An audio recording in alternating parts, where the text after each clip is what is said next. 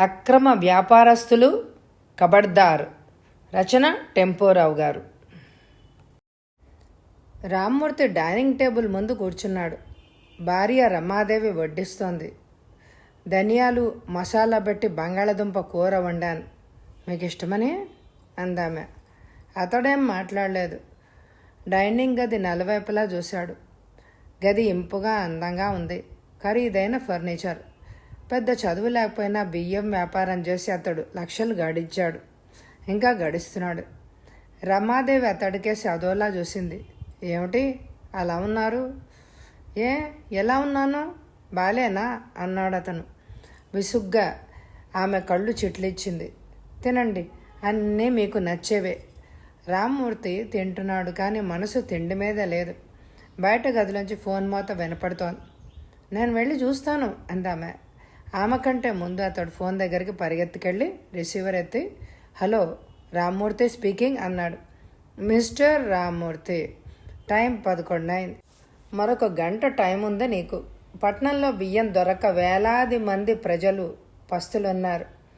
నువ్వు నీ గోడౌన్లో రహస్యంగా దాచిన 2000 బస్తాలను బయటపెట్టి సరైన ధరల్లో అమ్మవలసిన సమయం వచ్చింది.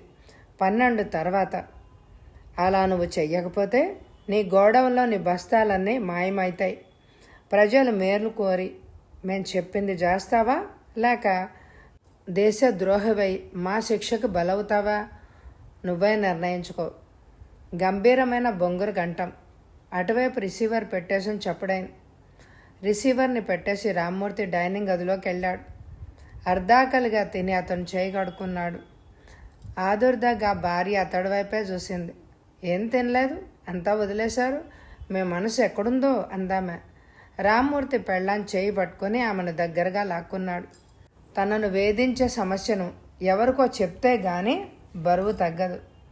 రమా, మనం రహస్యంగా దాచిన బియ్యం బస్తాలను బయటపెట్టి తక్కువ ధరకు అమ్మమంటున్నారు. అలా చేయకపోతే గోడౌన్ని లూటీ చేస్తాను అని అంటున్నారు. మన దగ్గర అంత స్టాక్ ఉందని వాళ్ళకి ఎలా తెలిసింది అడిగిందామె. ఎలాగో తెలిసింది రమ్మా. ఇప్పుడు మన కర్తవ్యం ఏంటి? పోలీస్ రిపోర్ట్ ఇవ్వండి. అతడు పక్కుమని నవ్వాడు. అది రహస్యంగా దాచిన స్టాకు రమ్మా. అంత స్టాకు నా దగ్గర ఉందని ప్రభుత్వానికి కూడా తెలియదు. పోలీస్ రిపోర్ట్ ఇస్తే ప్రభుత్వానికి అంతా తెలిసిపోతుంది. ప్రమాదం. అయితే ఎందుకు ఈ గొడవ? తక్కువ ధరల్లోనే ప్రజలకు అమ్మేయండి. ప్రజలు మిమ్మల్ని మెచ్చుకుంటారు. ఈనాటి హెచ్చు ధరల్లో అమ్ముకుంటే విశేషంగా లాభం వస్తుంది. వాళ్ళు చెప్పినట్టు అమ్మితే నష్టం కూడా రావచ్చు కదా. నా బుర్రేం పనిచేయడం లేదు, ఏం చేయాలో మీరే ఆలోచించండి అంది రమ. టైం 12 అయింది. అన్నాపిళ్ళై స్ట్రీట్లో ఉన్న Rammurthy and sons wholesale and retail షాప్లోకి ఒక స్త్రీ వెళ్ళింది. రామ్మూర్తి ఆమెకేసి సీరియస్గానే చూశాడు. బియ్యం కావాలి అందామె. స్టాక్ లేదమ్మా, ఎంతో కొంత ఇవ్వండి, అత్యవసరంగా కావాలి. పడి 5 రూపాయలు. అంత ఖరీదులో బియ్యం కొని ఎలా బ్రతకగలం? రామ్మూర్తి జవాబు ఇవ్వలేదు. తన షాప్లో పనిచేసే వాళ్లతో మాట్లాడుతున్నాడు. ఖరీదు తగ్గించండి, మార్కెట్లో బియ్యం లేదమ్మా, 5 రూపాయల రేటుతో దొరకడం చాలా కష్టం, ఇంకా ధర ఎక్కువగానే ఉంది అన్నాడు రామ్మూర్తి. ఆమె వెనక్కి తిరిగి నీరసంగా బయటకు నడిచింది. రోడ్డమ్మట అడుగులేస్తోంది. స్కూటర్ మీద వెళ్తున్న ఒక అతను ఆమె పక్కనే ఆగాడు. బియ్యం లేవు, పడికి 5 రూపాయలు ఇస్తే ఇస్తాను అని అంటున్నాడు. స్కూటర్ దూసుకుపోయింది ముందుకు. మధ్యాహ్నం 2 దాటింది. రామ్మూర్తి సంతోషంగా సిగరెట్ వెలిగించాడు. ఫోన్లో వాళ్ళు ఏదో అన్నారు, కానీ గోడౌన్లో బస్తాలను పట్టుకెళ్ళడం అంత సులువైన పనేం కాదు. భయపెట్టగానే తను లొంగిపోతాడు అని వాళ్ళు అనుకుని ఉంటారు. తను ధైర్యం గలవాడని, చిల్లి గవ్వ లేకుండా మద్రాసు వచ్చి లక్షలు గడించిన తను పిరికిపంద కానని వాళ్ళకి తెలియదు. డాడ్జీ కారు షాప్ ముందు ఆగింది. ఖరీదైన దుస్తులు ధరించి ఒక సేట్ షాప్లోకి నడిచాడు. ఈ కంపెనీ యజమాని మీరేనా అని అడిగాడు సేట్. అతని కుడి చేతికి 4 ఉంగరాలు ఉన్నాయి, మెళ్ళో బంగారపు గొలుసుంది. నేనే సార్ అన్నాడు రామ్మూర్తి. మీతో నేను రహస్యంగా మాట్లాడాలి.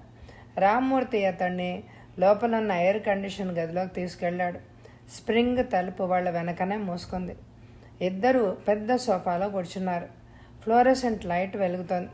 గదిలో ఎంతో చల్లగా ఉంది. మిస్టర్ అన్నాడు సేట్. పేరు రామ్మూర్తి అన్నాడతను. నా పేరు సేట్ గోకుల్ దాస్. నాకేమో బియ్యం కావాలి అమ్మకానికి అన్నాడు. ఎన్ని బస్తాలు అని అడిగాడు రామ్మూర్తి. సేటు ముందు కొంగాడు. రామ్మూర్తి కేసు నవ్వుతూ చూశాడు. నాకు అమ్మకానికి పర్మిట్ లేదు. మీ దగ్గర కొని బియ్యాన్ని నేను మల్బార్కి రహస్యంగా పంపుతాను. అక్కడ విపరీతమైన డిమాండ్ ఏర్పడింది. రామ్మూర్తి లోపల సంతోషించాడు. తన దగ్గర ఉన్న స్టాక్ అంతా సేటుకి ఇచ్చేస్తే అటుపైన తనని బెదిరించిన వాళ్ళు ఏమీ చేయలేరు. బస్తాలో 40 పళ్ళు ఉంటాయి, ఖరీదు 200 అన్నాడు రామ్మూర్తి. ఆ రేటును ఎన్ని బస్తాలు ఇవ్వగలరు అడిగాడు సేట్. మీరెంత తీసుకెళ్ళగలరు? Sky is the limit. నాకు పోలీసులతో రహస్య సంబంధాలు ఉన్నాయి. ఎంత స్టాక్ ఉన్నా పట్టుకుపోతాను. 2000 బస్తాలు ఇవ్వగలను. మీరు నాకు 4 లక్షలు ముందుగానే కట్టాలి. 1,00,000 ఇప్పుడు ఇస్తాను. తతిమా 3 లక్షలు బస్తాలు లారీల్లో వెయ్యగానే చెల్లిచ్చేస్తాను. ఎప్పుడొస్తాయి మీ లారీలు అడిగాడు రామ్మూర్తి. రాత్రి 12ంటికి మీ గోడౌన్ ముందు ఉంటాయి. ఆ సమయంలో అందరూ నిద్రపోతూ ఉంటారు. అలాగే చేద్దాం. నా దగ్గర బియ్యం కొన్నట్టు మీరెవరికి చెప్పకూడదు. సేట్ నవ్వాడు. మిస్టర్ రామ్మూర్తి, నాది కూడా బ్లాక్ మార్కెట్ వ్యాపారం. నాకు మీరు రిసిప్ట్ బిల్లు కూడా ఇవ్వనక్కర్లేదు. సరుకు ఇచ్చి క్యాష్ తీసేసుకోండి. అలాగే సేట్జీ అన్నాడు రామ్మూర్తి. సేట్ గోకుల్ దాస్ తన ప్లాస్టిక్ బ్యాగ్ తెరిచి 4 కట్టలు రామ్మూర్తికి ఇచ్చాడు. కట్టల్లో 25,000 ఉన్నాయి. ఒకటి తెల్ల కాగితం మీద 1,00,000 అడ్వాన్స్ ముట్టున్నట్టు రాసియండి. సంశయిస్తూ రామ్మూర్తి సేట్ వైపు చూశాడు. అది అవసరమా? టెంపరీగా తతిమా డబ్బు మీకు ఇచ్చేటప్పుడు ఈ రిసిప్ట్ మీకు ఇచ్చేస్తాను. చింపి పారేయచ్చు. తెల్ల కాగితం మీద రామ్మూర్తి రాసి సంతకం పెట్టి తారీఖు వేసి అతడికి ఇచ్చాడు. రాత్రి 12 గంటలైంది. మీ లారీలు అహ్మద్ రోడ్ నంబర్ 10 కాంపౌండ్లో ఉండాలి. అది బయట నుంచి చూస్తే పెద్ద మేడ, దాని వెనకగా పెద్ద గోడౌన్గా ఉపయోగిస్తున్నాను అన్నాడు రామ్మూర్తి. అక్కడ మీరుంటారా? ఉంటాను. బస్తాలు లారీల్లో వేసేదాకా ఏ ప్రమాదం లేకుండా మీరు చూడాలి. అటుపైన బాధ్యత నాది. ఏం భయం లేదు. అది నా స్వంత భవనం. మా నౌకర్లు ఉంటారు. వాళ్లను మనం నమ్మచ్చు. సేట్ను బయటనున్న కారు దాకా సాగనంపాడు రామ్మూర్తి. డాడ్జీ కారు చప్పుడు లేకుండా కదిలింది. రామ్మూర్తి తన ఎయిర్ కండిషన్ గదిలోకి పరిగెత్తాడు. తన రొటేటింగ్ కుర్చీలో కూర్చుని వెనక్కి వాలాడు. లోపల ఎంతో సంతోషంగా ఉంది. ఎంతో రహస్యంగా కూడబెట్టిన బస్తాలు మాయమవుతాయేమోనని అతడు భయపడ్డాడు. ఇప్పుడు ఆ బెంగ లేదు. తన శ్రమ ఫలించింది. 1,50,000 రూపాయల లాభం. అదృష్టం తన్ని వరించింది. టెలిఫోన్ మోగింది. రిసీవర్ ఎత్తిన అతని చేయి వణుకుతోంది. నేనేనండి అంది రమాదేవి. ఓహ్, నువ్వా అన్నాడతను నవ్వుతూ. దాని గురించి ఏం చేశారు? స్టాక్ అంతా అమ్మేశాను. మనకేం బెంగలేదు. ఇంత తొందరగానా? ఎలా అమ్మారు? అదే లక్. ఒక సేట్జీ దొరికాడు.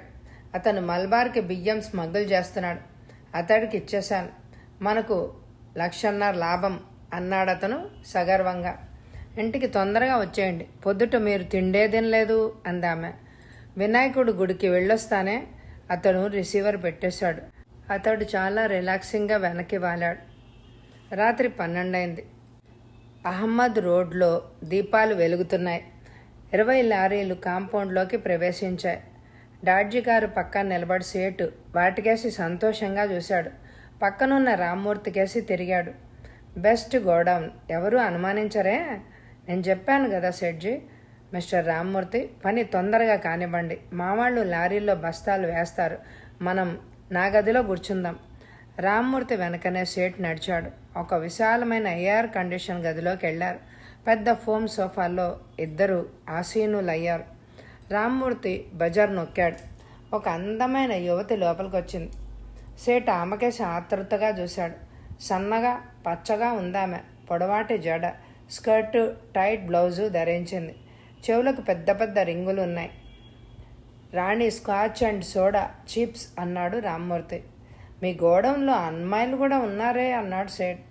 రాణి ఇక్కడే తల్లితో ఉంటుంది. అన్ని విధాలా మనతో సహకరించే అమ్మాయి అన్నాడు రామ్మూర్తి. అటువంటి వాళ్లే మనకు కావాలి అన్నాడు సేట్. రాణి ట్రేలు అన్నీ తెచ్చి టీపాయ్ మీద పెట్టేసింది. 2 గ్లాసుల్లో విస్కీ పోసి సోడా కలిపి ఐస్ క్యూబ్స్ వేసింది. దగ్గరలో ఉన్న టేబుల్ వద్దకు నడిచి టేప్ రికార్డర్ని ఆన్ చేసింది. తగ్గు స్వరంలో వెస్ట్రన్ ఆర్కెస్ట్రా వినపడుతోంది. ఆమె బయటికి వెళ్ళిపోయింది. ఇద్దరు గ్లాసులను ఎత్తారు.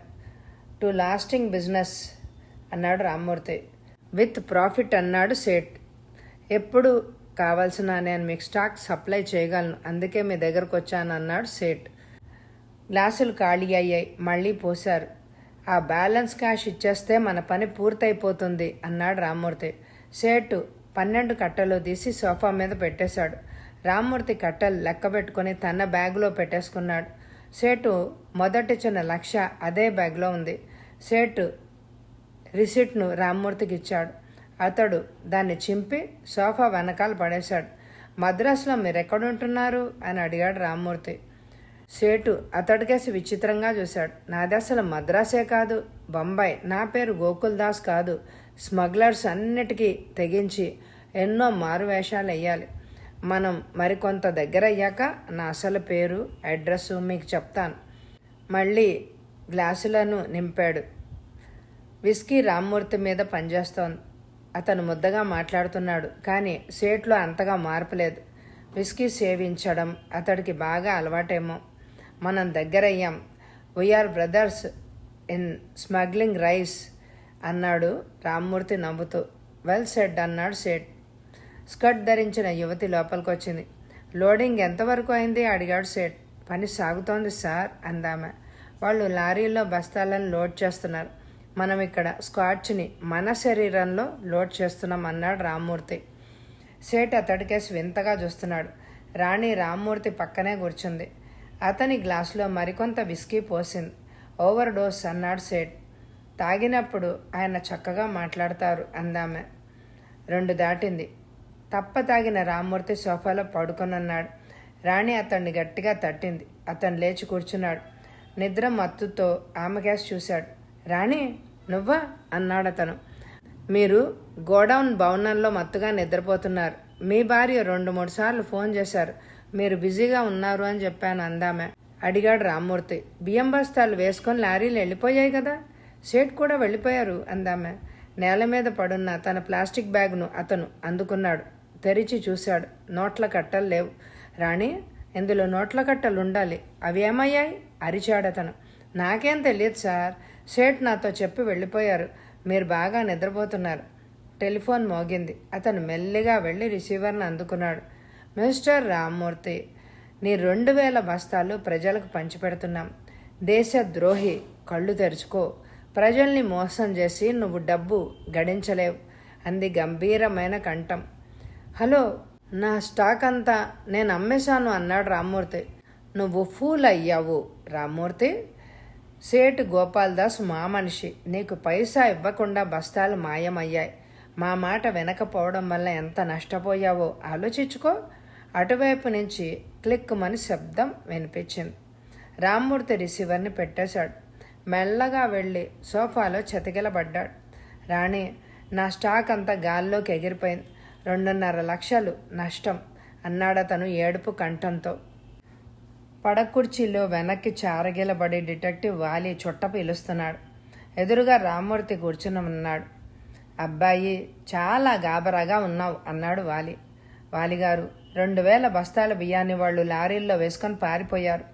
నాకు చిల్లి గర్భ రాలేదు. 2.5 లక్షలు నాకు నష్టం వచ్చింది అన్నాడు రామ్మూర్తి. వివరంగా చెప్పు అన్నాడు వాలి. జరిగిందంతా రామ్మూర్తి వివరంగా చెప్పాడు. వాలి నవ్వుతూ అతడి వైపు చూశాడు. నువ్వు పోలీస్ రిపోర్ట్ ఇచ్చావా? లేదు సార్. ఎందుకు ఇవ్వలేదు? ఆ స్టాక్ నేను రహస్యంగా దాచాను. ఖరీదు ఎక్కువైనాక అమ్మాలని నా ఉద్దేశం. Undeclared stock sir. డబ్బు కోసం కక్కుర్తిపడి సర్వాన్ని కోల్పోయాను అన్నాడు రామ్మూర్తి. వాలిగారు, వాళ్ళెవరో మీరు కనుక్కోవాలి. అందుకోసం ఎంత ఖర్చైనా నేను భరిస్తాను. ఆల్ రైట్, ప్రయత్నిస్తాను అన్నాడు వాలి. సెట్ గోకుల్దాసు అతడి అసలు పేరు కాదు. అతను బొంబాయి నుంచి మద్రాసు వచ్చాడు. నీతో అతను అబద్ధం చెప్పుండొచ్చు అన్నాడు వాలి. మీరు చెప్పేది నిజమే సార్. అతను బాగా నటించాడు. అతడు ఒక స్మగ్లర్ అని నేను నమ్మాను. నాకు ఫోన్ చేసిన వాళ్లే ఆ విధంగా నన్ను మోసగిస్తారని నేను అనుకోలేదు అన్నాడు రామ్మూర్తి. అబ్బాయి, ప్రజలకు అన్నం కావాలి. వేలాది బస్తాలు నువ్వు దాచి ప్రజలకు తిండి లేకుండా చేశావు. అందుకు శిక్ష అనుభవించాలి కదా అన్నాడు వాలిగారు, నన్ను ఒక దోషిగా భావించకండి. మన దేశంలో అందరూ డబ్బు కోసం తాపత్రయపడుతూ ఉంటారు. డబ్బు గడించాలనే ఉద్దేశంతో నేను స్టాకును దాచాను. నా స్టాక్ ఆ విధంగా పట్టుకుపోవడం పచ్చి మోసం అన్నాడు రామ్మూర్తి. అబ్బాయి, నీకు ఫోన్ చేసిన వాళ్ళు ప్రజలకు మంచి చేస్తున్నారు, దాని గురించి నాకేం సందేహం లేదు. అయినా వాళ్ళు చేసింది చట్టానికి విరుద్ధం అన్నాడు వాలి. రామ్మూర్తి కుర్చీలోంచి లేచాడు. 10,000 రూపాయలకు చెక్కు రాసి వాలికిచ్చాడు. ఇది అడ్వాన్స్గా ఉంచుకోండి అన్నాడు రామ్మూర్తి. కేశవులు భోంచేసి సిగరెట్ పీలుస్తూ ఫోమ్ బెడ్ మీద పడుకున్నాడు. టెలిఫోన్ మోగింది. అతడు రిసీవర్ని ఎత్తి, హలో, కేశవులు స్పీకింగ్ అన్నాడు. మిస్టర్ కేశవులు, నువ్వు రహస్యంగా వేరుశనగ నూనె దాచావు. వెంటనే ఆ డబ్బాలను బయటపెట్టి ప్రజలకు సరైన ధరల్లో అమ్ము. అమ్మకపోతే నీ గోడౌన్లో ఉన్న డబ్బాలన్నీ మాయమైపోతాయి. అందొక గంభీరమైన కంఠం. ఏం చెప్పాలో తోచక కేశవులు మౌనంగా ఉండిపోయాడు. మిస్టర్ కేశవులు, తెలిసిందా? తెలిసింది అన్నాడతను. ఏం చెయ్యదలిచావు? మీ ఇష్టం వచ్చింది చేసుకోండి, నాకు ఆ భయమేం లేదు అన్నాడు కేశవులు. గుడ్ నైట్ అని అటువైపు నుంచి రిసీవర్ని పెట్టేశారు. కేశవులు రిసీవర్ని కూడా పెట్టేశాడు. అతని భార్య సుమతి కిళ్ళీని నములుతూ అతడికి కూడా అందించింది. ఏమిటండి అలా ఉన్నారు అని అడిగింది. ఎవరో నన్ను బ్లాక్మెయిల్ చేస్తున్నారు సుమతి. బ్లాక్మెయిలర్కి లొంగకూడదు అన్నాడతను. దేని గురించి అడిగింది ఆమె. నా దగ్గర ఉన్న గ్రౌండ్ నట్ ఆయిల్ సరైన ధరల్లో ప్రజలకు అమ్మాలట. అమ్మేయండి, గ్రౌండ్ నట్ నూనె దొరక్క ఎందరో కష్టపడుతున్నారు అందామె. Sumathi, you are a fool. మనకెంతో లాభం వస్తుందని ఆశిస్తున్నాను. వాళ్ళు చెప్పినట్టు చేసి నష్టపోమంటావా? ప్రజలు బ్రతుకుంటేనే కదండి ఏ వ్యాపారమైనా సాగేది. వాళ్ళు పోతే మీరేం చేయగలరు అంది సుమతి. కేశవులు ఆమెను తన మీదకు లాక్కున్నాడు. సుమతి చాలా అమాయకురాలు. ఆమెను బుద్ధి పెట్టుకున్నాడు. సుమతి, డబ్బు చేసుకునే అవకాశం వచ్చినప్పుడు మనం ఊరుకోకూడదు. మంత్రులు లంచాలు తీసుకుంటున్నారు, మనం ఎక్కువ ధరకు అమ్మితే పోయిందేమిటి అన్నాడతను. సుమతి ఇంకేం మాట్లాడలేదు. వ్యాపారం అంటే ఏమిటో ఆమెకి తెలియదు. భర్త కేశవులకు వదిలేయడమే మంచిది. రాత్రి 2 దాటింది. టెలిఫోన్ మోగుతోంది. విసుక్కుంటూ అతడు రిసీవర్ ఎత్తాడు. హలో అన్నాడతను. Godown watchman Pratap sir. ఏమిటి? గోడౌన్లో నూనె డబ్బాలన్నీ పోయాయి సార్. వాళ్ళు పట్టుకుపోయారు. నన్ను తాళ్లతో కట్టి పడేశారు సార్. వాళ్ళు పోయాక నేను మీకు ఫోన్ చేస్తున్నాను. ఎవరు వాళ్ళు? చాలా మంది వచ్చారు సార్. 10 లారీలు వచ్చాయి సార్. లారీల్లో డబ్బాలు పెట్టుకొని వాళ్ళు వెళ్ళిపోయారు. ప్రతాప్, నువ్వు వాచ్మెన్ పదవికి పనికిరావు. పోలీసులకి ఎందుకు ఫోన్ చేయలేదు అని అడిగాడు కేశవులు. నేను కదిలే స్థితిలో లేను సార్. నా అరుపులు విని సమీపంలో వాళ్ళు వచ్చి నన్ను కట్టిన తాళ్లను విప్పేశారు. అంతవరకు నేను ఖైదీని. కేశవులు చిరాకుతో రిసీవర్ని పెట్టేశాడు. సుమతి లేచి కళ్ళు నలుపుకుంటాను. ఇంత రాత్రివేళ ఎక్కడికండి? ఎవరు ఫోన్ చేశారు అని అడిగింది. గోడౌన్ వాచ్మెన్ అన్నాడతను. ఏమైంది అని అడిగింది. గోడౌన్లో ఉన్న నూనె డబ్బాలన్నీ ఎవరో ఎత్తుకుపోయారు. వాచ్మెన్ని వాళ్ళు తాళ్లతో గట్టేశారు అన్నాడతను. ఆమె ఉలిక్కిపడింది. నేను చెప్తే మీరు వినలేదు. ఆ డబ్బాలను అమ్మేస్తే ప్రజలే సంతోషించేవారు. ఇప్పుడు మనకు నష్టం కదా అందామె. వాళ్లకు బుద్ధి చెప్పాలి కదా అన్నాడు కేశవులు కోపంగా.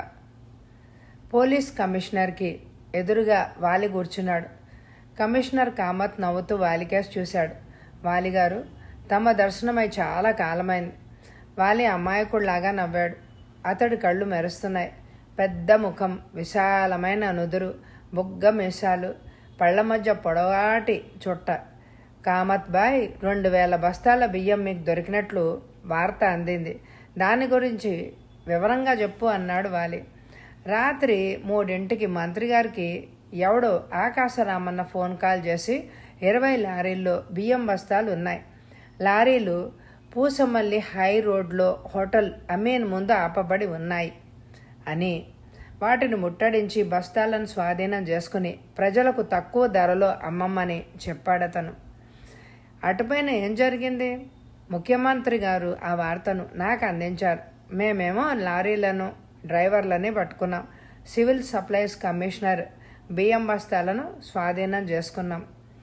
కోఆపరేటివ్ స్టోర్స్ ద్వారా బియ్యాన్ని ప్రజలకు కిలోకి ₹2.60 రేటు చొప్పున అమ్ముతున్నారు. ఆ లారీలు ఎవరివి? మురుగన్ లారీ సర్వీస్ కంపెనీవి. ఆ కంపెనీ వాళ్ళు మోసపోయారు. లారీల్లో వాళ్ళ బస్తాలను ఎక్కడికి తీసుకెళ్తున్నారు? త్రివేంద్రం వెళ్ళాలని లారీలను అద్దెకి మాట్లాడారు. హోటల్ అమీన్ ముందు ఆపమని వాళ్ళు ఉత్తర్విచ్చారు.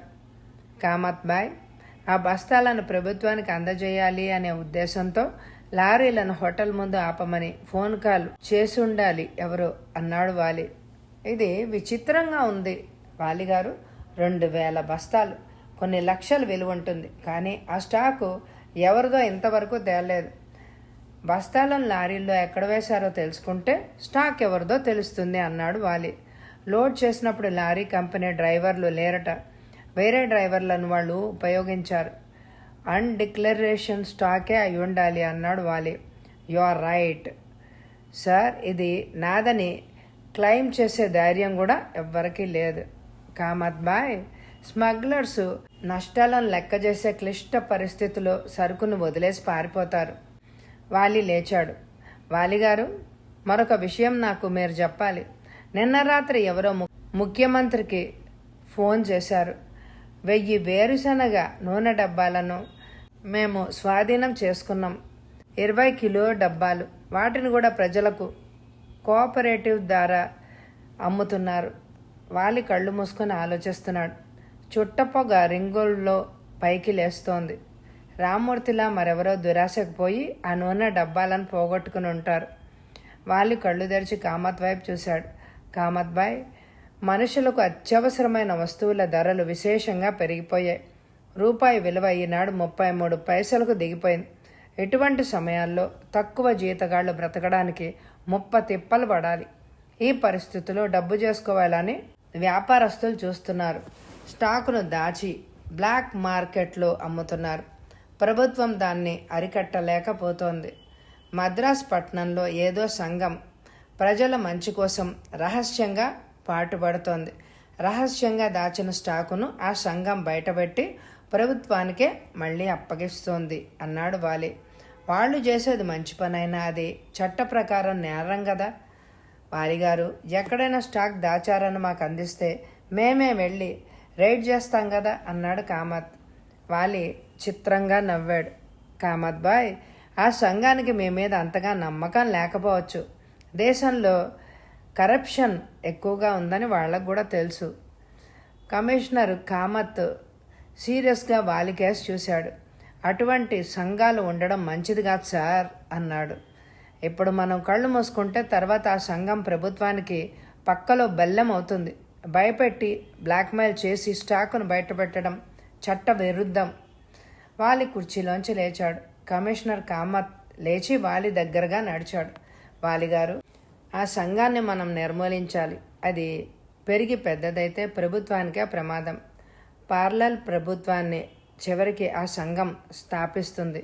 దాని మూలంగా లాభాలు పొందిన ప్రజలు దాన్నే బలపరుస్తారు. వాలిగారు, మీ సహాయం నాకు కావాలి. ఆ సంఘాన్ని మనం రద్దు చేయాలి. ఆ సంఘం తన కార్యక్రమాలను చట్టరీత్యా బాహాటంగా చేస్తే నేనేం వద్దనను. కానీ ఇలా చాలా రహస్యంగా పనిచేయడం దేశానికి మంచిది కాదు, అన్నాడు కామత్. విశాలమైన హాల్లో 50 మంది కుర్చీలో కూర్చున్నారు. లైట్ వెలుగుతోంది. ఎదురుగా ఉన్న ఎత్తైన ఖాళీ కుర్చీల వైపు అందరూ చూస్తున్నారు. పచ్చగా పొడుగ్గా ఉన్న ఒక అతను గబగబా వచ్చి ఆ కుర్చీలో కూర్చున్నాడు. పంచా జుబ్బా ధరించాడతను. కళ్ళు జ్యోతుల్లాగా మెరుస్తున్నాయి. కామ్రేడ్స్, భారత్ జిందాబాద్, అన్నాడతను. అందరూ భారత్ జిందాబాద్ అని అరిచారు. కామ్రేడ్స్, గత వారంలో మనం ఎంతో సాధించగలిగాం. పట్నంలోని ప్రజలకు బియ్యం, నూనె కొరత లేకుండా చేశాం. దమ్ముడి ఖర్చు లేకుండా దొరికిన సరుకును ప్రభుత్వం తక్కువ ధరల్లో ప్రజలకు అమ్ముతోంది. ఇంతవరకు మంచిదే. ఈ పట్టణంలో ప్రజలకు మనం చేసిన సేవ అమోఘం. కానీ మన రాష్ట్రంలోని తదితర పట్టణాల్లో ప్రజలు కష్టపడుతున్నారు. మన సంఘాన్ని రాష్ట్రం అంతటా వ్యాపించేటట్టు చెయ్యాలని నేను ఒక నిశ్చయానికి వచ్చాను. అది మీ సమ్మతి మీద ఆధారపడి ఉంటుంది అన్నాడు అతను. ఇన్ఫ్లేషన్లో ఇరుక్కుని తిండి కోసం అష్ట కష్టాలు పడే ప్రజల కోసం మీరేం చేసినా మేము అంగీకరిస్తామన్నాడు ఒక అతను. మన సేవ్ ద పీపుల్ సొసైటీలో మీరు బాస్, మీ మాటకి ఏం తిరుగుండదు అన్నాడు మరొక అతను. కామ్రేడ్స్, నేను నియంతనేమీ కాదు. మీరు బాస్గా ఎన్నుకొని నన్ను ఈ కుర్చీలో కూర్చోబెట్టారు. ఈ కుర్చీలో కూర్చుని మన సంఘాన్ని పెంపొందించే అవకాశం మీ అందరికీ లభిస్తుంది. మన సంస్థ స్వార్థరహితంగా పనిచేస్తుంది. సామాన్య ప్రజలను కాపాడడం కోసం మనం కంకణం కట్టుకున్నాం. మనం చేసే కార్యక్రమాలు ఎటుపైన రాష్ట్రంలోని వాళ్ళందరికీ ఉపయోగపడతాయి. మన సంస్థకు బ్రాంచెస్ స్థాపిస్తున్నాను. శరవేగంగా అంతా జరుగుతుంది అన్నాడు బాస్. చెయ్యండి అన్నారు అందరూ. బాసు ముఖం సీరియస్మైంది. మన సంఘాన్ని నిర్మూలించాలనే ఉద్దేశంతో ప్రఖ్యాత డిటెక్టివ్ వాలిగారు పరిశోధన సాగిస్తున్నారని నాకు వార్తలు వచ్చాయి. వాలిగారు దేశభక్తులు. ప్రజలంటే ఆయనకెంతో అభిమానం. ఆయన్ని కూడా మన సంస్థలో చేరడానికి ప్రయత్నాలు రహస్యంగా జరుపుతాను. వెరీ గుడ్ అన్నారు అందరూ. కామ్రేడ్స్, బై బై అన్నాడు అబ్బాస్. కరపయ్య టేప్ రికార్డర్ ఆన్ చేసి విస్కీ సేవిస్తున్నాడు. పక్కనే అతని సెక్రటరీ మాలతి కూర్చునుంది. ఎయిర్ కండిషన్ గదిలో లైట్లు వెలుగుతున్నాయి. మాలతి వయసు 16 ఏళ్ళు ఉంటాయి. తండ్రి కుంటివాడు. ఇంట్లో గడవక ఆమె ఈ ఉద్యోగంలో చేరింది. మాలతి టైం చూసింది.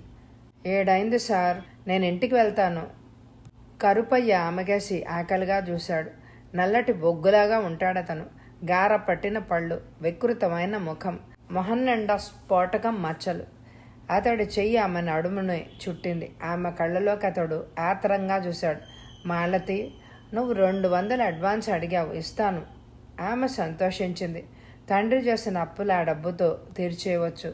ఇటుపైన తన తండ్రికి సుఖంగా నిద్రపడుతుంది. కరుపయ్య చురుక్కున ముందుకు వంగి ఆమె పెదవులను ముద్దు పెట్టుకున్నాడు.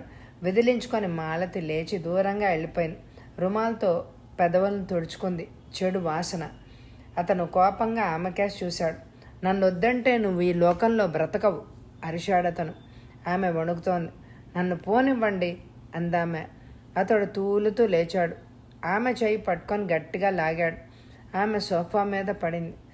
పిల్ల, కరుపయ్యను కవ్విస్తే నీకు వేలకు వేలు వస్తాయి. అటువంటి డబ్బు నాకొద్దు అందామె. అతడు విరగబడి నవ్వాడు.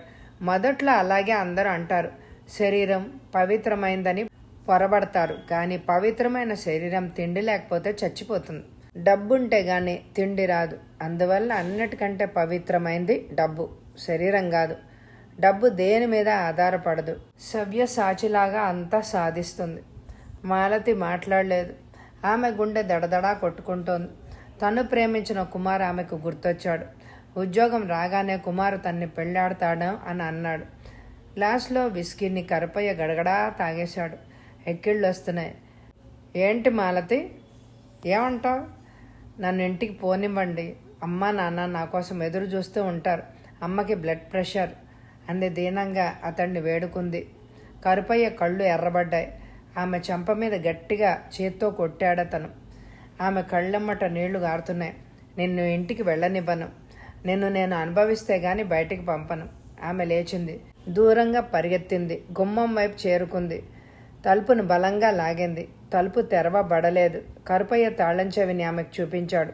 తలుపుకు తాళం వేసి అంతా కట్టుదిట్టం చేసేశాను అన్నాడతను పరిహాసంగా నవ్వుతూ. మాలతి అతనికేసి ఆగ్రహంతో చూసింది. నన్ను ముట్టుకుంటే అరుస్తాను అందామె. ఇది సౌండ్ ప్రూఫ్ గది. నీ అరుపుల్ని ఎవ్వరూ వినరు. అతడు గ్లాసులో మళ్ళీ విస్కీ పోసుకొని తాగేశాడు. తూలుతూ ఆమె దగ్గరికి నడిచాడు. ఆమె అతడిని తన్నబోయింది. ఆమె కాలును అతడు బలంగా పట్టుకున్నాడు. మాలతి వెనక్కి పడింది.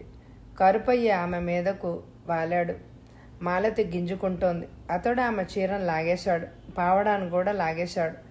ఆమె తన కాళ్లను దగ్గరగా ఉంచి అతడి వైపు చూసింది.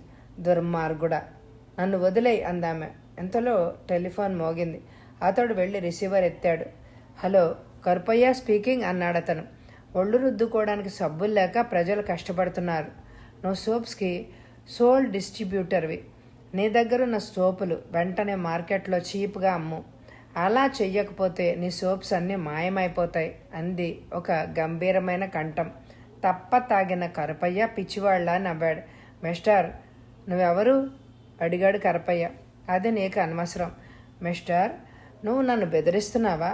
పోలీసులకు రిపోర్ట్ ఇచ్చి నిన్ను అరెస్టు చేయించేస్తానన్నాడు కరపయ్య. చూద్దామని అటువైపు రిసీవర్ పెట్టేయబడింది. దొంగనా కొడుకులు. భయపెడితే కరపయ్య లొంగడని వాళ్ళకి తెలియదు అన్నాడు. మాలతి అతను ఫోన్లో మాట్లాడుతుండగా చీర కట్టుకుంది. అతడు మళ్ళీ ఆమె దగ్గరికే వెళ్ళాడు. కరపయ్య ఆమె మీద పడ్డాడు. అతన్ని తోసేసి ఆమె దూరంగా పరిగెత్తింది. అతడు ఆమె వైపే పరిగెత్తాడు. అతడికి దొరకకుండా ఆమె తిప్పల పడుతోంది. అతడు వగరుస్తూ సోఫాలో చతికిలబడ్డాడు. గ్లాసులో విస్కీ పోసుకుని కొద్దిగా సోడా కలిపి మళ్ళీ తాగేశాడు. ఆమె కేసు చూశాడు అతడు. తప్ప తాగి అతడు సోఫాలో పడుకున్నాడు. టీపాయ్ మీద ఉన్న తాళం చెవిని తీసుకుంది. తలుపులు తెరిచేసి బయటికి పరిగెత్తింది. గోడౌన్ ప్రాంతంలో వాలి XYZ కారును ఆపి దిగాడు. రోడ్డు దీపాలు వెలుగుతున్నాయి. కొంచెం దూరంలో కరపై గోడౌన్ ఉంది. వాలి రోడ్డమ్మటి పచారులు చేస్తున్నాడు. ఒక లారీ వచ్చి గోడౌన్ ముందు ఆగింది. ఇద్దరు వ్యక్తులు లారీలోంచి దిగారు. వాలి వాళ్ల వైపు నడిచాడు. డ్రైవర్, అతడి అసిస్టెంట్. ఎవరిది లారీ? అడిగాడు వాలి. ఇక్కడ ఉండమన్నాడు సార్ అన్నాడు డ్రైవర్. ఇక్కడ ఉండడానికి వీల్లేదు, లారీని తీసిపో అరిచాడు వాలి. డ్రైవర్ తెక్కమక్క పడుతున్నాడు. వాలిని చూస్తే అతడి గుండె దడదడమంటోంది. లారీ కదిలింది.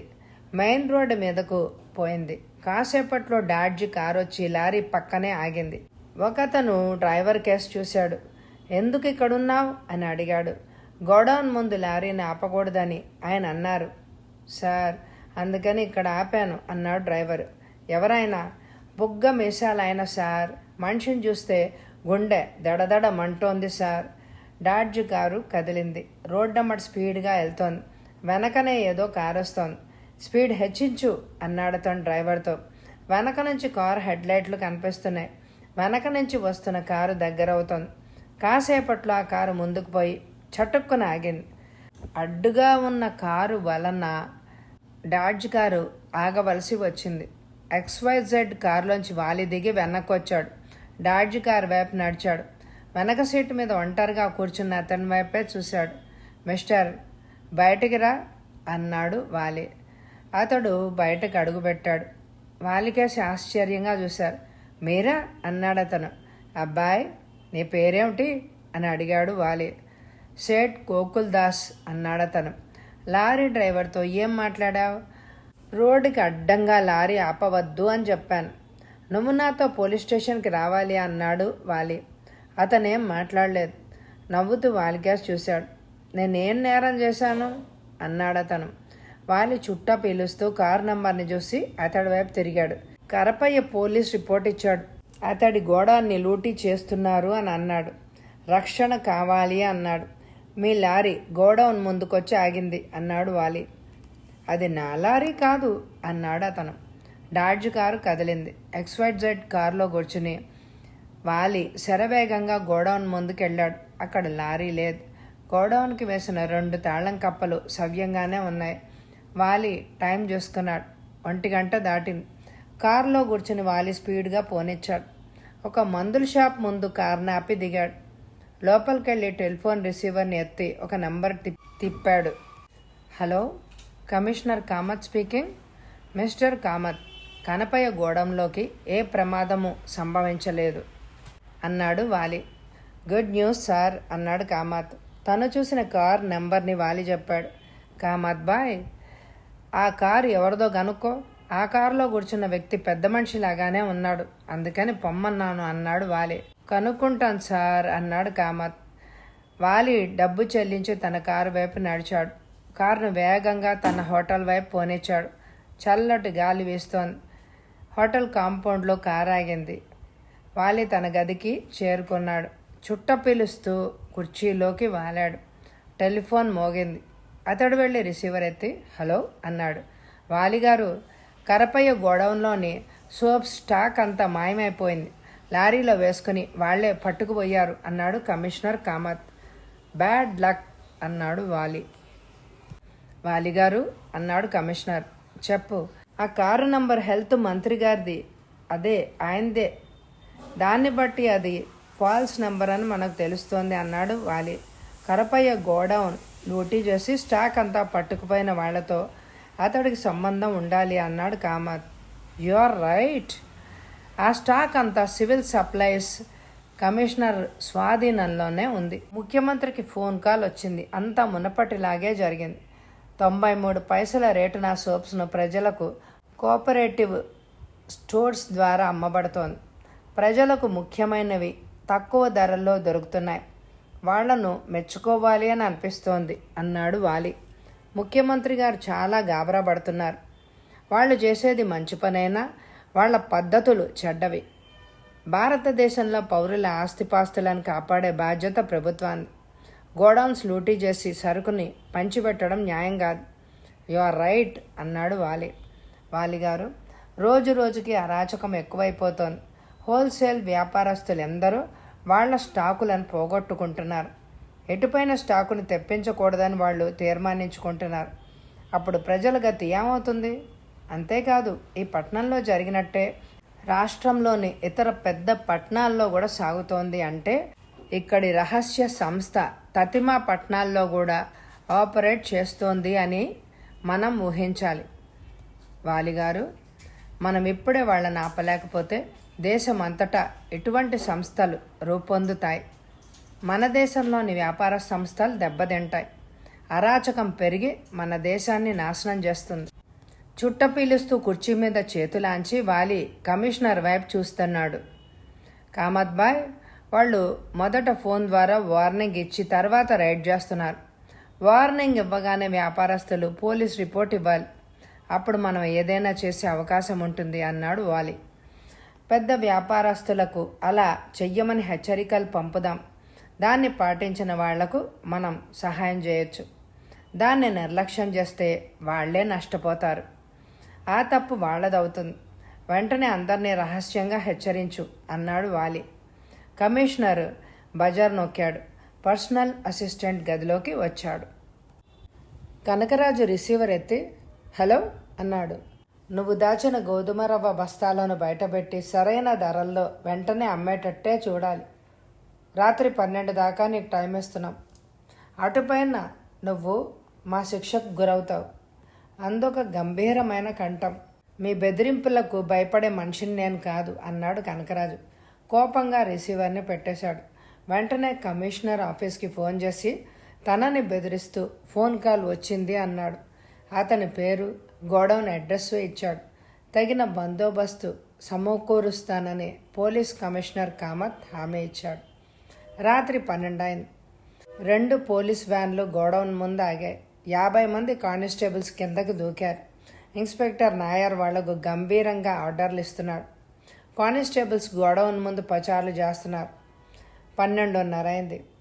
XYZ కారును ఆపాలి. ఇన్స్పెక్టర్ నాయర్ వాళ్ళకి నవ్వుతూ నమస్కరించాడు. ఈసారి ఇంపాసిబుల్ సార్, ఎవరు గోడౌన్ దగ్గరికి కూడా రాలేరు అన్నాడు నాయర్. బీ అలర్ట్ హెచ్చరించాడు వాలి. కనకరాజు ఇంటి కాంపౌండ్లోకి కారు దూసుకుపోయి పోర్టిగోలో ఆగింది. నిద్ర పట్టక హాల్లో పచారులు చేస్తున్న కనకరాజు బయటకు పరిగెత్తుకొచ్చాడు. కారులోంచి 4 పిస్టల్స్ అతని వైపు గురిపెట్టబడ్డాయి. అతను గాబరాగా వెనక్కి తిరిగి లోపలికి పోబోయాడు. భయంకరమైన చప్పుడు చేస్తూ 3 సార్లు పిస్టల్స్ మోగాయి. కనకరాజు శరీరానికి తూట్లు పడ్డాయి. గావు కేక పెడుతూ అతడు ముందు గుమ్మం దగ్గర బోర్లా పడ్డాడు. అనేక చోట్ల నుంచి రక్తం చిమ్ముతోంది. పోర్టుగోలో ఆగిన కారు బయటకు దూసుకుపోయింది. లోపల నుంచి రాజేశ్వరి బయటకు పరిగెత్తుకొచ్చింది. భర్తను చూసి ఆమె గట్టిగా అరిచింది.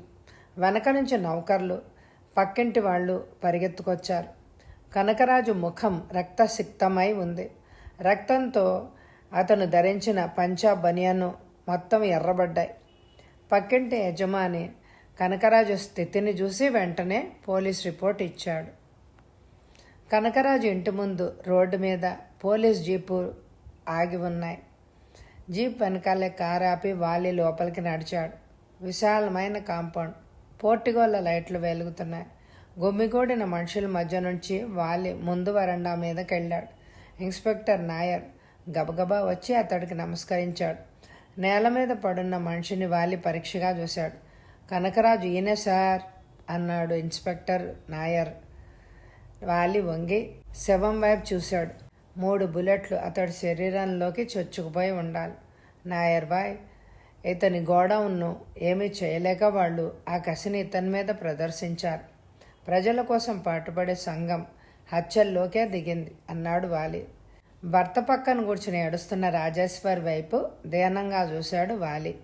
అమ్మాయి, వాళ్ళు ఎలా వచ్చారు? ఏదో కారులో వచ్చిన చప్పుడైంది సార్. నేను లోపలున్నాను. నేను బయటకు వచ్చేసరికి అంతా అయిపోయింది అందామె. ఆ కారుని నువ్వు చూసావా? లేదండి. మరెవరైనా చూసారా? అడిగాడు వాలి నలువైపులు చూస్తూ. పోర్టిగోలో నిలబడిన ఒక అతను వాలి దగ్గరగా వచ్చాడు. నేను పక్కింట్లో పని మనిషినండి సార్. బీడీ కాలుస్తూ రోడ్డు మీద నుంచున్నాను. డామ్ డామ్ అంటూ చప్పుళ్ళు వినిపించాయి. నేను ఉలిక్కి పడ్డాను. బయటకు పోతున్న నల్ల అంబాసిడర్ కార్నే చూశాను అన్నాడతను. నంబర్ చూసావా? నంబర్ సరిగ్గా కనపడలేదు సార్. కారులో ఎంతమంది ఉన్నారు? 1/2 డజన్ మంది ఉన్నారు సార్. వాలి పోర్టుగోల్లోకి దిగు దూరంగా ఉన్న గేటు బయటకి నడిచాడు. అన్ని పెద్ద ఇళ్ళు, ఇంటి చుట్టూ కాంపౌండ్లు. ఆలోచిస్తూ వాలి వెనక్కి నడుస్తున్నాడు. పోర్టుగో దగ్గరున్న పూల మొక్క పక్కన ఆగాడు. నేల మీద ఏవో కాగితాలు కదులుతున్నాయి. దాన్ని తీసి చూశాడు. మమ్మల్ని ఎదిరించిన వాళ్లకు ఇదే శిక్ష. సేవ్ ద పీపుల్ సొసైటీ అని పెద్ద అక్షరాల్లో ముద్రించబడి ఉంది. చీటీని పట్టుకొని వాలి గబగబా ముందు వరండా మీదకి అడుగులేశాడు. తన పడక కుర్చీలో వాలి కూర్చుని చుట్ట పీలుస్తున్నాడు వాలి. ఎదురుగా సోఫాలో పోలీస్ కమిషనర్ కామత్ ఆసీనుడయ్యాడు. వాలిగారు, కోయంబత్తూర్, సేలం, తంజావూర్ పట్టణాల్లో గోడౌన్స్ మీద దాడి చేసి స్టాకును ఎత్తుకుపోయారు. ఆ స్టాక్ కలెక్టర్లు స్వాధీనంలోనే ఉంది. వాళ్ళు కోఆపరేటివ్స్ ద్వారా ప్రజలకు అమ్మిస్తున్నారు అన్నాడు కామత్. ఇక్కడ తలెత్తిన సంఘం విస్తరించి రాష్ట్రమంతా కొనసాగిందన్నమాట. తన కార్యక్రమాల్ని సాగిస్తోంది. ఇది మనం మొదట్లోనే అనుకున్నాం అన్నాడు వాలి. కొన్ని సందర్భాల్లో అహింస హింసకి దారితీస్తుంది. ఇక్కడ కనకరాజు ఘోరంగా హత్య చేయబడ్డాడు. ఎటువంటి హత్యలు ఆ పట్టణంలోనూ జరగచ్చు. సేవ్ ద పీపుల్ సంఘాన్ని మనం ఆపవలసిన సమయం వచ్చింది. ఇంకా ఆలస్యం చేస్తే ప్రమాదం అన్నాడు వాలి. ఎలా ఆపడం? ఎక్కడ క్లూ దొరకడమే లేదు. ఎంత జరిగినా మన పరిశోధన ఒక్క అడుగు కూడా ముందుకు వేయలేకపోయింది. వాలి గంభీరంగా నవ్వాడు. కామత్ బాయ్, మనం ఒక చోట నిలబడిపోయాం నిజమే, కానీ నిలబడిన వ్యక్తి అమాంతంగా దోషి మీదకి దూకగలడు అన్నాడు వాలి. ఏదో తొందరగా చెయ్యాలి. వాలిగారు, అసెంబ్లీలో ప్రశ్నలు వేసి దుమారం లేపాలని కొందరు అపోజిషన్ సభ్యులు ఆలోచిస్తున్నారు అన్నాడు కామత్. Don't bother. ఆఖరికి మనం నెగ్గుతాం. రాష్ట్రంలోని తదితర పట్టణాలకు వెళ్ళి అక్కడ కొంత దర్యాప్తు చేసే వస్తాను అన్నాడు వాలి చుట్టపొగ దట్టంగా వదులుతూ. గుడ్ లక్ సార్ అన్నాడు. పంచ కద్దర జుబ్బ ధరించాడు. కుప్పశెట్టి, తెల్లటి గడ్డం, తల మీద తెల్లటి జుట్టు, పొడవుగా లావుగా ఉన్నాడతను. కొబ్బరికాయల వ్యాపారంలో అతడు లక్షలు గడించాడు. కుప్పుశెట్టి తన గదిలో కూర్చున్నాడు. మార్కెట్ రిపోర్ట్లను చూస్తున్నాడు. టేబుల్ మీద ఉన్న ఫోన్ మోగింది. Hello, Kuppisetti company. ఎవరు కావాలి? అడిగాడు అతను. అతనే కావాలి. అయితే నేనే. పట్టణంలోని ప్రజలకు కొబ్బరికాయలు లేకుండా చేస్తున్నాం అంది ఒక గంభీరమైన కంఠం. లేకే అమ్ముతున్నాం. కాయ 2 రూపాయలు. ఆ రేటును మన దేశంలో ఎంతమంది కొనగలరు? నువ్వు చెప్పేది మరీ బాగుంది. దేశంలో వాళ్ళందరూ కొంటే అమ్మడానికి నా దగ్గర స్టాక్ ఎక్కడుంది? డబ్బున్న వాళ్ళు కొందరు కొనుక్కుంటున్నారు. మిస్టర్ కుప్పుశెట్టి, నీ గోడౌన్లో దాచిన స్టాకును 12 తర్వాత ప్రజలకు కాయ రూపాయి చొప్పునే అమ్మాలి. అలా చేయకపోతే కొబ్బరికాయలు గాల్లోకి ఎగిరిపోతాయి. నువ్వెవరో కానీ నీకు 1 డజన్ కాయలు ఇస్తాను. పట్టుకుపో, నన్ను వదిలేయి అరిచాడతను. నా కోసం పట్టుబడ్డం లేదు, నేను ప్రజల కోసం. ప్రజలు చూడ్డానికి ప్రభుత్వం ఉందిగా. ప్రభుత్వం కదలకపోవడం వల్లే మేము రంగంలోకి దిగాం అంటూ పెట్టేశాడు. కుప్పుశెట్టి గాబరాగా బెల్ నొక్కాడు. 60 ఏళ్ల అయ్యర్ పరిగెత్తుకొచ్చాడు. అయ్యారు, వాళ్ళు నాకు ఫోన్ చేశారు. ఏమన్నారు? కొబ్బరికాయలు గాల్లో ఎగిరిపోతాయన్నారు. పిచ్చోళ్ళు, అంత బరువైనవి గాల్లో ఎలా ఎగురుతాయి సార్ అడిగాడు అయ్యర్ అమాయకంగా. ఒంటి మీద తేళ్ళు జర్రలు పాకుతుంటే జోకులేస్తావేంటి? ఇప్పుడు మనం ఏం చేయాలి అడిగాడు కుప్పిశెట్టి. పోలీస్ రిపోర్ట్ ఇద్దాం సార్, అదేదో తొందరగా కానీ. అయ్యర్ రిసీవర్ ఎత్తి నంబర్ తిప్పి పోలీసులకు ఫోన్ చేశారు. మీరేం గాబరా పడకండి, పోలీసులను కాపలా పెడతాం అన్నాడు ఇన్స్పెక్టర్ అటువైపు నుంచి. అయ్యర్ ధన్యవాదాలు చెప్పి పెట్టేశాడు ఫోన్. మరేం భయం లేదు సార్, మన ఆఫీసు గోడౌన్లకు పోలీసు వాళ్ళు కాపలా ఉంటారు, మన స్టాక్ ముట్టుకునే అవకాశం ఎవరికీ ఉండదు అన్నాడు అయ్యర్. అయ్యర్, సాయంత్రం 3 కొబ్బరికాయలు పట్టుకెళ్ళి కందస్వామి గుళ్ళో నా పేరున అర్చన చేయించు. పోలీసుల బలానికి దైవబలం కూడా తోడుగా ఉంటుంది అన్నాడు కుప్పిశెట్టి. అలాగే సార్ అన్నాడు అయ్యర్. గోడౌన్ ముందుకు 100 మంది కానిస్టేబుల్ కాపలా ఉన్నారు. పోలీస్ కమిషనర్ కామత్ కారు ఆగింది. ఇన్స్పెక్టర్ నాయర్ కారు దగ్గరకు వచ్చి కమిషనర్కి సెల్యూట్ చేశాడు. కుప్పిశెట్టి ఆఫీస్ వెనక భాగంలో ఇల్లుందని విన్నాను, అక్కడ మన వాళ్ళని కాపలా ఉంచారా? ఉంచాను సార్ అన్నాడు నాయర్. కమిషనర్ నలువైపులా చూశాడు. గోడౌన్ మీద దాడి చేయడం సాధ్యం కాదు. వాలిగారేమో ఇంకా రాలేదు సార్ అన్నాడు నాయర్. ఆయన రాష్ట్రంలోని తదితర పట్టణాలకు వెళ్ళే ఉంటారు. పోలీస్ కమిషనర్ కారు కదిలింది. కుప్పిశెట్టి ఇంటి ముందు నుంచి కారు మెల్లిగా వెళ్తోంది. అక్కడ కాపలా ఉన్న వాళ్ల వైపు కమిషనర్ తృప్తికరంగా చూశాడు. 12 దాటింది. కుప్పిశెట్టి ఇంటి ముందు ఒక పాత కారు ఆగింది. 4 మగాళ్ళు 3 స్త్రీలు కిందకి దిగారు. ఆడవాళ్ల చేతుల్లో మూటలున్నాయి. 4 మగాళ్ల తలల మీద వెంట్రుకలే లేవు, నున్నగా గీసిన బోడిగుళ్ళు. తిరుపతి వెళ్ళి వస్తున్నట్టున్నారు. వాళ్ళు చుట్టాలయ్యే ఉండాలి అని అన్నాడు ఒక కానిస్టేబుల్. వాళ్లను గురించి కానిస్టేబుల్ అంతగా ఏమీ పట్టించుకోలేదు. వాళ్ళు తలుపులను తట్టారు. అయ్యర్ తలుపు తెరిచి వాళ్ళకేసి విచిత్రంగా చూశాడు. మామయ్య ఉన్నాడా అందొక స్త్రీ. కుప్పచెట్టి బావ అంది మరో స్త్రీ. అయ్యర్ వెనకే వాళ్ళు ఎయిర్ కండిషన్ గదిలోకి ప్రవేశించారు. వాళ్లకేసి కుప్పిశెట్టి ఆశ్చర్యంగా చూశాడు. కాలి కిందనున్న బటన్ నొక్కాడు. 4 మగాళ్ళు చేతుల్లోనూ పిస్టల్స్ మెరుస్తున్నాయి. ట్రిగ్గర్ మీదకి వేళ్ళు కదులుతున్నాయి. కుప్పిశెట్టి తట్టాలన చెయ్యెత్తాడు. 4 సార్లు వాయు వేగంగా పిస్టల్తో షూట్ చేశారు. వాళ్ల చేతుల్లోని పిస్టల్స్ ఎగిరి దూరంగా పడ్డాయి. కదలకండి, కదిలితే చస్తారు అన్నాడు కుప్పిశెట్టిలాగా నటించిన వాలి. అంతని గంభీరమైన కంఠాన్ని విని వాళ్ళు అలాగే నిలబడిపోయారు. వెనక్కి తిరిగారు. పోలీస్ కానిస్టేబుల్స్ లోపలికి చొరబడ్డారు. వాళ్ళందరినీ పట్టుకోండి అరిచాడు వాలి. మగాళ్లకు ఆడవాళ్లకు బేడీలు వేయబడ్డాయి. వాళ్ళని తీసుకెళ్లి కారులో కూర్చోబెట్టండి అన్నాడు వాలి. కానిస్టేబుల్స్ వాళ్ళని బయటికి లాక్కుపోయారు. వాళ్ళ పిస్టల్స్ను సబ్ ఇన్స్పెక్టర్ రామన్ గుడ్డల్లో చుట్టి బ్యాగ్లో పడేసుకున్నాడు. పక్క గదిలోకి వెళ్ళాడు వాలి. తన సూటు బూట్లు ధరించాడు. హాయిగా నిద్రపోతున్న కుప్పిశెట్టిని మెల్లిగా తట్టి లేపాడు. ఎటుపైన నువ్వు బెంగ లేకుండా పడుకోవచ్చు. వాళ్ళు మాకు పట్టుబడ్డారు, కానీ కొబ్బరికాయల ధర తగ్గించు అన్నాడు నవ్వుతూ వాలి. పాత కారు వెనకే పోలీస్ జీపు, వ్యాన్ వస్తున్నాయి. ఎక్కడికి వెళ్ళాలి? మీ రహస్య స్థావరం ఎక్కడా? తెలియదు అరిచాడతను. వాలి అతని చేయి మెలిదిప్పాడు. నొప్పితో అతను అరుస్తున్నాడు. ఎక్కడా? అరిచాడు వాలి. ఇంకా ముందుకెళ్ళాలి. ఒక పెద్ద కాంపౌండ్లోకి కారు వెళ్ళింది. వెంటనే జీప్, వ్యాన్ లోపలికి ప్రవేశించాయి. వాలి కిందకు దూకాడు. వ్యాన్లోంచి కిందకి ఉరికిన సాయుధ పోలీసులు ముందు వరండా మీద పరిగెత్తారు. వాలి తలుపులు తట్టారు. కాసేపట్లో తలుపులు తెరవబడ్డాయి. ఎదురుగా నిలబడిన పచ్చటి వ్యక్తికేసి వాలి సూటిగా చూశాడు. ఆనాడు డాడ్జీ కారులో తను చూసిన సేఠ్ గోకుల్ దాస్. అతడు నవ్వుతూ వెనక్కి జరిగాడు. వాలిగారు అన్నాడతను. వాలి ముందుకెళ్తున్నాడు. అతను సోఫాలో కూలబడ్డాడు. మేము ఎప్పుడో అప్పుడు మీ చేతుల్లో పడతామని నాకు తెలుసు అన్నాడతను. సేవ్ ద పీపుల్ సొసైటీ మంచిగా ప్రారంభమై హత్యల్లోకి దిగింది అన్నాడు వాలి. సేఠ్ గోకుల్ దాస్ తన ముఖానికి కప్పిన మాస్కును తీసేసి పక్కకు విసిరాడు. అందరూ అతడికేసి ఆశ్చర్యంగా చూశాడు.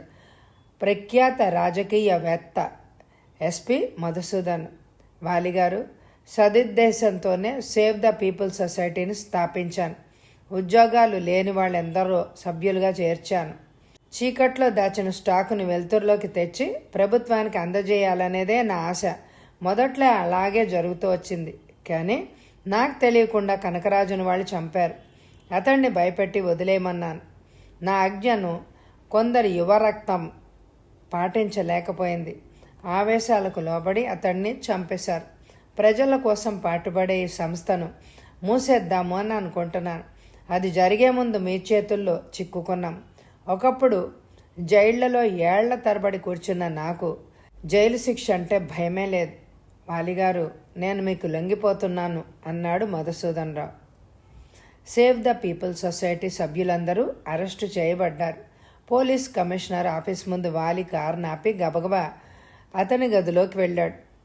కమిషనర్ కామత్ నవ్వుతూ అతడికి కరచాలనం చేశాడు.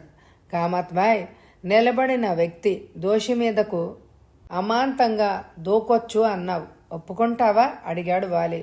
యు ఆర్ రైట్ వాలిగారు, మీరు ఏ కోయంబత్తూరో వెళ్ళారు అని అనుకున్నారు. మీరు రంగంలో ఉన్నారని విని ఆశ్చర్యపోయాను. కామత్ బాయ్, కథల్లో లాగే మనం చేసే కార్యక్రమాలకు కొంత సస్పెన్స్, కొద్దిగా మిస్టరీ ఉంటేనే మంచిది అన్నాడు వాలి నవ్వుతూ. వాలి కుర్చీలో కూర్చొని ఎదురుగా ఉన్న కామత్ కేసు చూశాడు. కామత్ బాయ్, సేవ్ ద పీపుల్ సొసైటీలో మొత్తం 150 మంది సభ్యులున్నారు. యాక్టివ్గా పనిచేసేవాళ్ళు 50 మంది. ఆ 50 మందిలో 6 కనకరాజు ఇంటికి వెళ్ళి అతన్ని చంపారు. కొందరు స్త్రీలు కూడా ఈ సొసైటీలో మెంబర్స్ అని ఆగాడు వాలి. కోయంబత్తూర్, సేలం, తంజావూరులోని సభ్యులని ఈ పాటికి అక్కడి పోలీసులు అరెస్టు చేసే ఉంటారు. చీడలా వ్యాపిస్తున్న సంఘం పూర్తిగా ధ్వంసం చేయబడింది. అటువంటి వాళ్ళు ఈ పట్టణంలో తలెత్తకుండా నువ్వే జాగ్రత్త పడాలి అన్నాడు వాలి. వాలిగారు, అంత గొప్ప రాజకీయవేత్త, దేశభక్తుడు మధుసూదన్ ఈ సంస్థకు స్థాపకుడు అవ్వడం ఆశ్చర్యంగా ఉంది అన్నాడు పోలీస్ కమిషనర్ కామత్. కామత్ బాయ్, మధుసూదన్ సరైన మార్గంలో ఈ సంస్థ నడుస్తోంది అని అనుకున్నాడు. అనేక మంది అందులో ఉండడం వల్ల అది వక్ర మార్గం పట్టింది. మునుపు గాంధీజీ అహింసా విధానంలో ఏదో ఉద్యమాన్ని ప్రారంభించేవారు. కొంతకాలం అయ్యేసరికి అది హింసాకాండంలోకి దిగేది. వెంటనే గాంధీజీ తన ఉద్యమాన్ని మానేసుకునేవారు. ఇది గాంధీ కాలం కాదు కదా, అందుకే చరిత్ర పునరావృతం అవుతుంది అన్నాడు డిటెక్టివ్ వాలి. కథ సమాప్తం. ఈ కథ మీ అందరికీ నచ్చిందండి? అయితే తప్పకుండా లైక్ చేయండి. ఈ కథ ఎలా ఉందో కామెంట్ ద్వారా తెలియచేయండి. ఎండ్ స్క్రీన్లో ఇదివరకు ఉన్న కథల్ని వినండి. Thank you very much my dear friends.